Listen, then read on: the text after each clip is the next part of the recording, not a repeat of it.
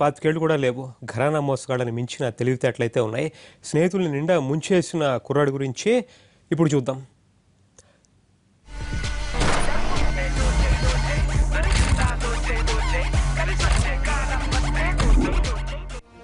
Kanduri Abhijit Bharadwaj engineering విద్యార్థి, వయసు 22 ఏళ్లు. దేశానికి ఉపయోగపడాల్సిన భావి ఇంజనీర్ చీటర్గా మారి మిత్రులను, వారి కుటుంబాల్ని నిండా ముంచేశాడు. తన సొంతూరు కరీంనగర్లోనే కాదు, హైదరాబాద్లోనూ బాగానే దోచేశాడని తెలుస్తోంది. ఇక్కడ వాళ్లే కాదు, మలేషియాలోని భారతీయులు ఇతగాడి బాధితులే. కరీంనగర్ నుంచి మొదలై విదేశాల వరకు తన మాయమాటలతో మోసపుదారులు పరిచాడు ఈ చీటర్.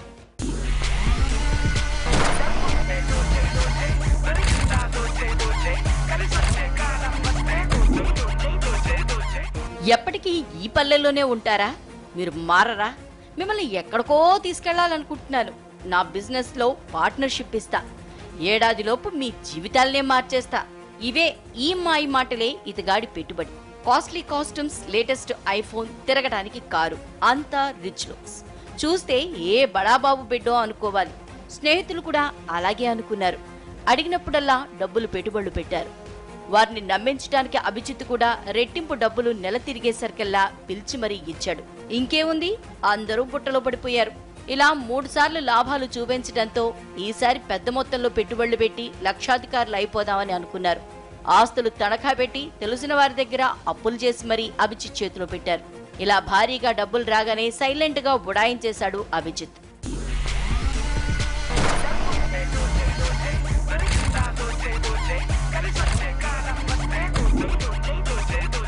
కరీంనగర్ శ్రీనగర్ కాలనీకి చెందిన అభిజిత్ భరద్వాజ్ మొదట్లో కరీంనగర్లోని ఓ ఇంజనీరింగ్ కాలేజ్లో ఫస్ట్ ఇయర్ కంప్యూటర్ సైన్స్ పూర్తి చేశాడు.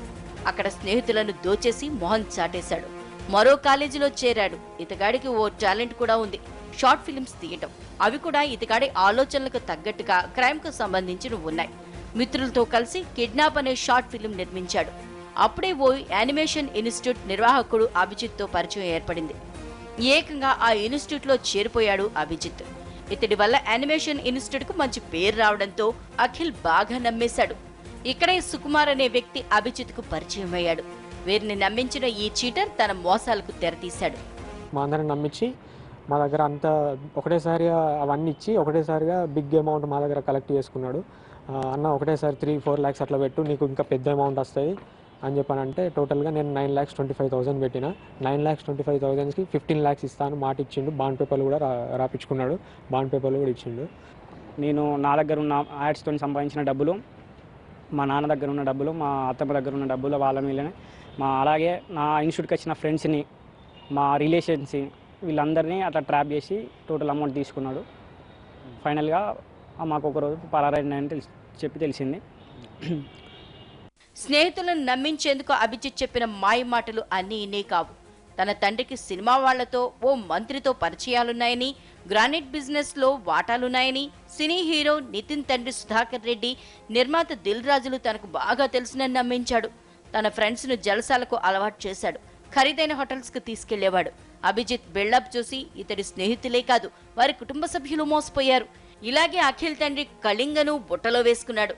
1-2 సార్లు లాభాలు చూపించి తర్వాత భారీగా డబ్బులు గుంజాడు.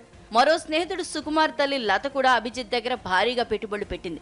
సుకుమార్ కూడా తన కోచింగ్ ఫీజును, నానమ్మ ఫెన్షన్ డబ్బుల్ని అభిజిత్కి ఇచ్చేశాడు. అసలు ఏం బిజినెస్ చేస్తామని అడిగితే విదేశాల నుంచి ఐఫోన్లు తీసుకొచ్చి హైదరాబాద్ లో అమ్ముతానని బుకాయించాడు. మా అబ్బాయిని నమ్మించి నా దగ్గర మా అబ్బాయిని తీసుకుని వచ్చి ఒక 2 lakhs తీసుకున్నాను సార్. ఫస్ట్ నా దగ్గర 2 lakhsకు ఫర్ మంత్లీ 25,000 ఇస్తా అనుకుని నేను గ్రానైట్స్, ఐఫోను, బిజినెస్. మా నాన్న సినీ ఫీల్డ్లో షేర్ ఉంటుంది, ఇన్వెస్ట్ చేస్తాడు సినీ ఫీల్డ్లో నిర్మాతగా, ఫైనాన్స్ ఇస్తాడు. అంటే అలా నమ్మి నేను 1,90,000 ఇచ్చింది సార్. ఫస్ట్ నాకు ఫర్ మంత్కి నెలకు కాకముందుకే నాకు 25 రోజులకే నాకు 25,000 ఇచ్చింది సార్ అని చెప్పింది సార్. చెప్తే ఇక సరే కదా, డబ్బులకు బతుకుదేరు కోసమే కదా అని మేము 2 లక్షలు ఇచ్చాం సార్. మాకు తెలియకుండా మా కొడుకు 5 లక్షలు వేరే వాళ్ళ దగ్గర బాగా తీసుకొచ్చి ఇచ్చిండు సార్. ఇస్తే మేము 2 టౌన్ పోలీస్ స్టేషన్కి పోయినాం సార్, డిఎస్పీ దగ్గరికి పోయినాం, అన్ని జాగాలకు పోయినాం సార్. ఏ సార్ కూడా పట్టించుకుంటలేడు సార్. గోడకేసిన సున్నం వస్తుందా అమ్మ అని డిఎస్పీ సార్ అంటుండు. సిఐ ఏమో మీరే దొరకబట్టుకారండి అమ్మ అని సిఐ సార్ అంటుండు.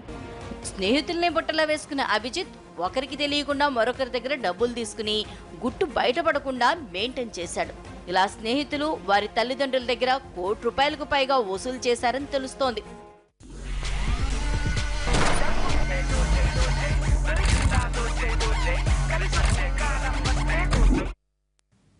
అభిజిత్ చేతిలో మోసపోయిన వారి లిస్టు చాలా పెద్దదే. ఇప్పుడిప్పుడే బాధితులు ఒక్కొక్కరు బయటకు వస్తున్నారు. స్నేహితులే కాదు, డ్రైవర్లు, హైదరాబాద్కు చెందిన ఒక సినిమాటోగ్రాఫర్, విదేశాల్లోని తెలుగువారు ఇలా అందరినీ నమ్మించి ముంచేశాడట.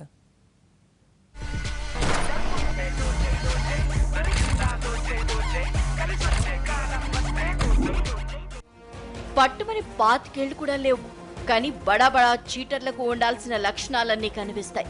ఎవరిని ఎలా నమ్మించాలో అలా నమ్మించి ముంచేయటంలో ఆరుతేరాడని అర్థమవుతోంది.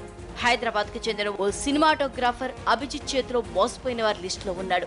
అడిగినప్పుడల్లా తన దగ్గరున్న కెమెరాలోని విలువైన పార్ట్స్ అమ్మి మోసపోయాడు సదరు వ్యక్తి. అమెరికాలో ఉన్న అతని ఫ్రెండ్ ఒకరు సైతం ఇదే తరహాలో మోసపోయాడు. అన్నా, మీ వల్లే నేను బిజినెస్ లో ఎదుగుతున్నా, మీరు నా పాలిట దేవుళ్ళంటూ కటింగ్లు ఇచ్చేవాడు అభిజిత్. హైదరాబాద్లో ఏవేవో ఫంక్షన్లలో సినీ ప్రముఖులతో సెల్ఫీలు దిగి వారంతా తనకు బాగా తెలిసినని నమ్మించాడు. ఇవన్నీ చూపించి తన దగ్గర పెట్టుబడులు పెట్టమని ఎంకరేజ్ చేసేవాడు. కలిసి చేస్తున్న బిజినెస్ లో వచ్చే లాభాలతో ఓ సినిమా తీద్దామని సుకుమార్, అఖిల్ను నమ్మించాడు. సినిమా టైటిల్ ని దోచే 2 అని పెట్టాడు. స్నేహితుడు సుకుమార్ ని హీరోగా పెడతానని చెప్పి ఓ ట్రైలర్ కూడా షూట్ చేశాడు.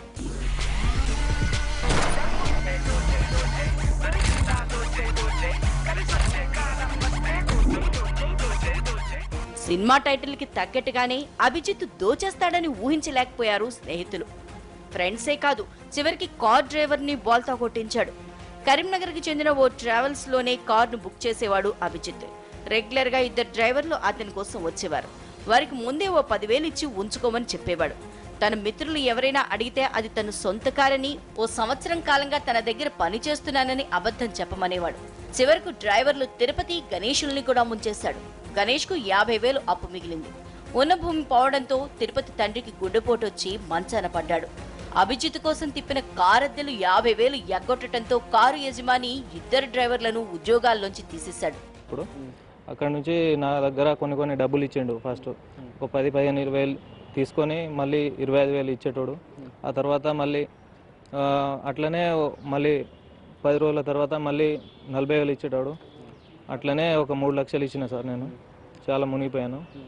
ఓసారి మలేషియాలో ఓ భారతీయుడిని బురిడీ కొట్టించి 50,000 గుంజేశాడు. హోటల్లోంచి ఇండియాకు చేసిన కాల్స్ ఆధారంగా అతన్ని పట్టుకున్నారు. డబ్బులు తిరిగిచ్చేసి కాళ్లావేళా పడి తిరిగొచ్చేశాడు అభిజిత్. ఇలా దోచినంత డబ్బు హైదరాబాద్లో జల్సాలకు ఖర్చు చేసేవాడని కార్ డ్రైవర్ని చెప్తున్నారు. అమ్మాయిలతో తిరగడం, ఖరీదైన హోటళ్లలో జల్సాలు చేయటం అలవాటు.